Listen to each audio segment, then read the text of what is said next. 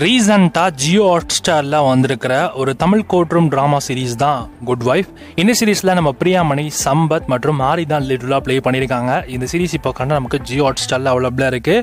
இந்த சீரீஸோட சிம்பிளான ஸ்டோரி என்னன்னா, சம்பத்தும் பிரியாமணியும் ஹஸ்பண்ட் அண்ட் ஒய்ஃபாக இருப்பாங்க. ஒரு நாள் திடீர்னு சம்பத்தோடைய அந்த செக்ஸ் ஸ்கேண்டல் வீடியோ ஒன்று வெளியாகுது. அதனால ஒரு பெரிய பரபரப்பை கிரியேட் பண்ணுது. அதுக்கப்புறம் அவர் கரப்ஷன் கேஸ்லையும் மாட்டுறாரு. அதனால ஜெயிலுக்குமே போறாரு. இப்போ பிரியாமணி அவங்களோட பிள்ளைகளுக்காக மறுபடியும் லா ப்ரொஃபஷனை தேடி வராங்க. அண்ட் வந்த பிறகு அந்த சம்பத் என்ன கேஸில் அரெஸ்ட் ஆனாங்களோ அது என்ன ஆச்சு, அண்ட் இவங்க தாண்டி அண்ட் இவங்க ஒருத்தவங்க கிட்ட போய் அட்வொகேட்டாக போய் சேர சுச்சுவேஷன். ஸோ அந்த அட்வொகேட் யார், அண்ட் அவங்களுக்கும் பிரியாமணிக்கும் என்ன சம்மந்தம், கடைசியில் என்ன ஆச்சு அப்படின்றதான் இந்த சீரீஸோட கதை. இந்த சீரீஸ் பார்க்கறதுக்கு ஒரு ஆவரேஜான சீரீஸ் தான் இருக்குது.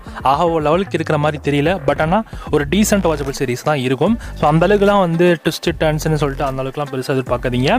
ஒரு நார்மலான சீரீஸ் பார்க்குற மாதிரி தான் இருக்கும். இந்த சீரீஸில் சம்பத்தோட ஆக்டிங் ஓகேவா தான் இருக்கும். பிரியாமோட ஆக்டிங் கூட பார்த்தீங்கன்னா நல்லாவே பண்ணியிருப்பாங்க. அவங்க அந்த லா ப்ரொஃபஷன் அதுக்கேற்ற மாதிரியான சுச்சுவேஷனில் இப்படிலாம் கையாளுறாங்க அப்படின்றத ரொம்ப சூப்பராகவே காமிச்சிருப்பாங்க. ஆரியோட ஆக்டிங்குமே நல்லா இருந்தது. ஸோ ஒன்ஸ் ட்ரை பண்ணி பாருங்கள். பட் அந்தளவுக்கு பெருசாக இல்லை, பட் மீடியம் தான். ஸோ ஆவரேஜான சீரீஸ், பட் டீசெண்டான ஸ்க்ரீன் ப்ளே பார்த்துக்கோங்க. ஸோ ஜியோ ஹாட்ஸ்டாரில் இருக்குது, செக் பண்ணி பாருங்கள்.